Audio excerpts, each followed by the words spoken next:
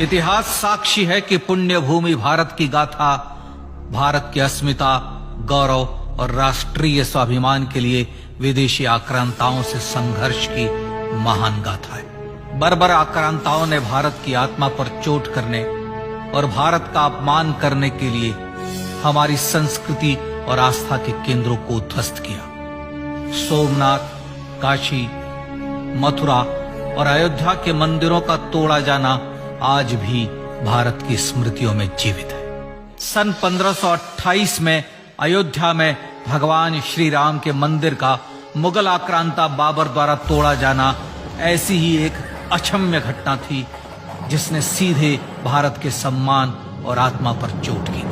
कारण साफ था, अयोध्या के श्री राम के मंदिर पर आक्रमण भारत की आत्मा पर आक्रमण था। जहां हर भारतीय के रोम रोम में राम बसते हैं, वह भारत यह अपमान कैसे सहता। राम मंदिर पर आक्रमण भारत को आहत कर गया था। विदेशी हमलावर अपनी बर्बरता दिखाते गए और भारत अपने आत्मगौरव को फिर से पाने के लिए संघर्ष करता रहा।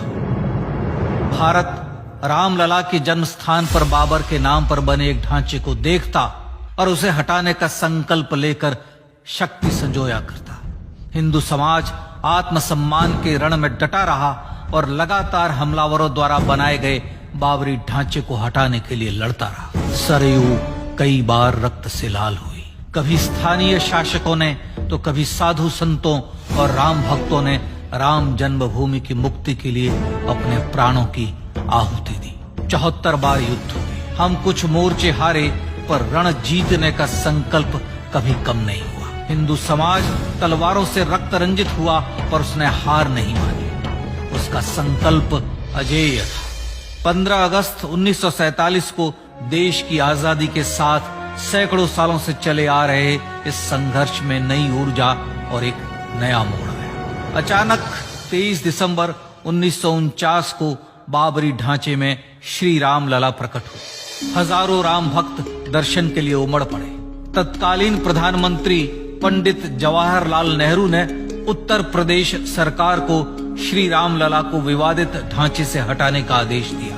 उत्तर प्रदेश सरकार ने अयोध्या के कलेक्टर को यह काम दिया और यह निर्देश भी कि जरूरत पड़ने पर वे बल का प्रयोग भी करें। अयोध्या के कलेक्टर ने सरकार को उत्तर दिया कि यह नरसंहार के बिना संभव नहीं है, और फिर भी वह ऐसा चाहती है तो किसी दूसरे कलेक्टर से यह काम करवा ले। परिणाम स्वरूप राम लला की मूर्ति वहीं विराजमान रही। विवादित ढांचे को बंद कर दिया गया। केवल पुजारी को सेवा अर्चना के लिए भीतर जाने की अनुमति थी। फिर भी राम भक्त विवादित ढांचे के बाहर से प्रभु श्री राम की आराधना करते रहे। भारत के हिंदू समाज के लिए चुनौतियां और बढ़ गई। मामला अदालत में गया। विपक्षी दलों द्वारा अदालत में भगवान श्री राम के अस्तित्व पर सवाल उठाए गए। उनके अयोध्या में ही जन्म लेने का प्रमाण मांगा गया। भारत का जनमानस अब आहत हो उठा था। आजाद भारत में भी हिंदू समाज को अपनी आस्था और श्रद्धा के लिए संघर्ष करना पड़ रहा था। चुनौतियों के इस समय में सन 1984 में विज्ञान भवन दिल्ली में विश्व हिंदू परिषद ने धर्म संसद का आयोजन किया।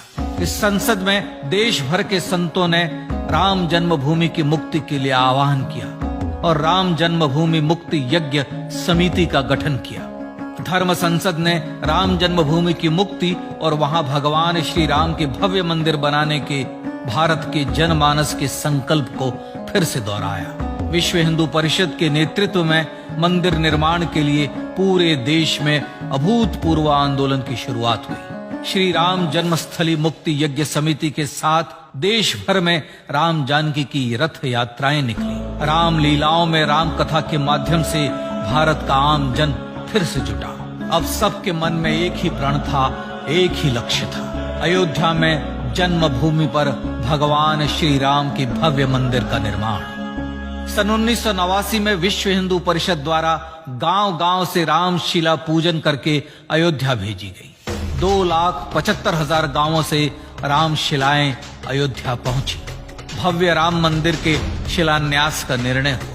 पूज्य संत महात्माओं और हिंदू समाज के अन्य प्रमुख नेताओं के निर्णय के अनुसार अनुसूचित जाति के प्रमुख नेता श्री कामेश्वर चौपाल ने 9 नवंबर 1989 को मंदिर निर्माण का पहला पत्थर रखा।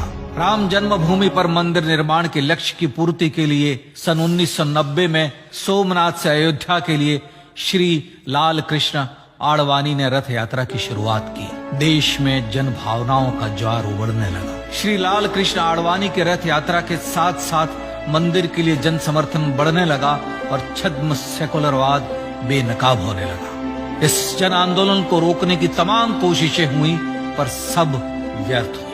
विश्व हिंदू परिषद ने देशवासियों से अयोध्या में जन्मभूमि पर मंदिर निर्माण के लिए 30 अक्टूबर और 1 नवंबर 1990 को कार सेवा का आह्वान किया। परिणाम स्वरूप लाखों राम भक्त कार सेवा के लिए देश के कोने कोने से अयोध्या आए।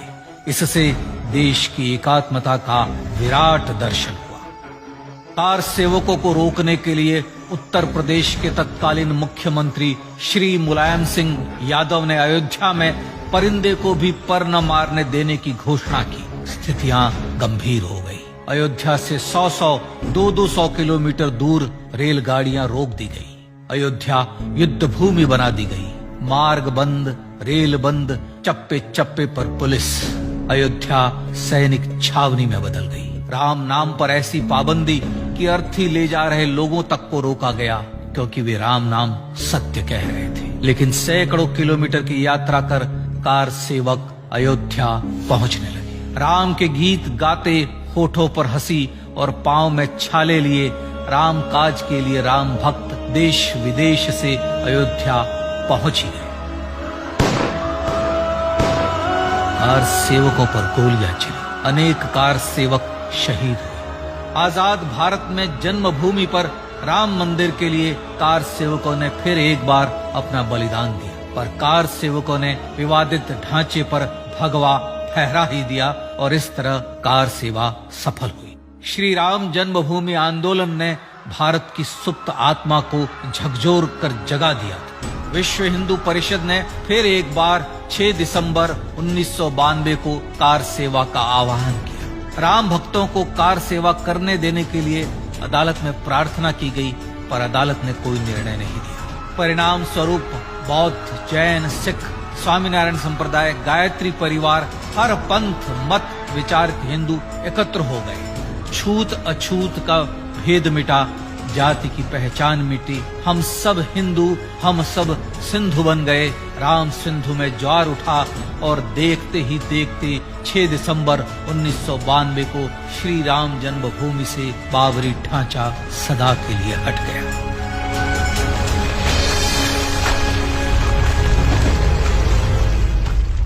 यह क्षण शौर्य, न्याय और सत्यमेव जयते का क्षण था।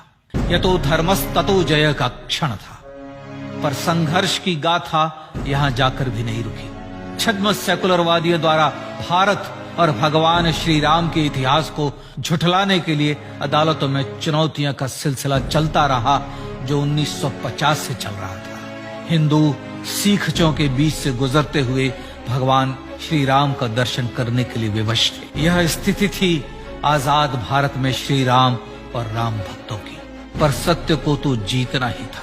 आखिरकार देश के सर्वोच्च न्यायालय के 5 जजों की खंडपीठ ने 9 नवंबर 2019 को ऐतिहासिक निर्णय दिया और यह कहा कि अयोध्या जन्मभूमि परिसर की पूरी 67 एकड़ भूमि रामलला की, और न्यायालय ने भारत सरकार को जन्मभूमि पर मंदिर बनाने के लिए एक ट्रस्ट बनाने का आदेश दिया। सर्वोच्च न्यायालय के आदेश के अनुसार भारत सरकार ने 5 फरवरी 2020 को श्री राम जन्मभूमि तीर्थ क्षेत्र नाम के ट्रस्ट का गठन किया और राम जन्मभूमि न्यास की भूमि जो सरकार द्वारा अधिग्रहित की गई थी, उसे ही नवनिर्मित न्यास को वापस दे दिया गया। 5 अगस्त 2020 को भारत के प्रधानमंत्री श्री नरेंद्र मोदी ने श्री राम जन्मभूमि तीर्थ क्षेत्र के अध्यक्ष पूज्य महंत नृत्य गोपाल दास, राष्ट्रीय स्वयंसेवक संघ के पूज्य सरसंघ चालक डॉक्टर मोहन भागवत एवं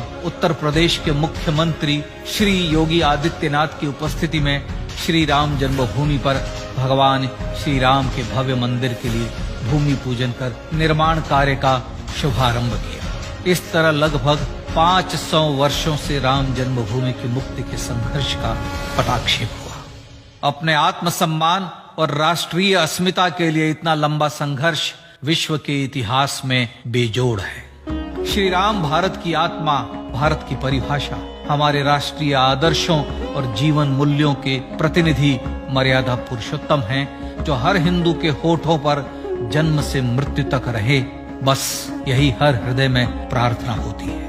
राम भारतीय राष्ट्रीय स्वाभिमान और आसेतु हिमालय से समुद्र पर्यंत तक जन जन को एकात्मता के बंधन में बांधने वाले रक्षा सूत्र है। अयोध्या स्थित श्री राम जन्मभूमि पर बाबर का हमला वास्तव में भारत के स्वाभिमान और राष्ट्रीयता पर हमला था। प्रधानमंत्री श्री नरेंद्र मोदी द्वारा श्री राम जन्मभूमि पर राम मंदिर का पुनः निर्माण न केवल बाबरी मानसिकता का पराभव है, बल्कि संपन्न, सुखी, सुसंस्कृत, सर्वशक्ति संपन्न स्वराष्ट्र का सूर्योदय भी है। यह उस राम राज्य की दिशा में वह कदम है जिसकी अभिलाषा राजराजेंद्र चोल, कृष्णदेव राय, छत्रपति शिवाजी महाराज से लेकर महात्मा गांधी तक ने की थी। अयोध्या में जन्मभूमि पर भगवान श्री राम का मंदिर न सिर्फ राष्ट्रीय गौरव होगा, बल्कि वह श्री राम के आदर्शों का राष्ट्र मंदिर होगा। अब वह महान संकल्प पूरा होने जा रहा है। आइए इस राम यज्ञ, राष्ट्र यज्ञ में जिन ज्ञात और अज्ञात भारतीयों ने अपनी आत्माहुति दी है, उनका पुण्य स्मरण कर उन्हें श्रद्धांजलि दी।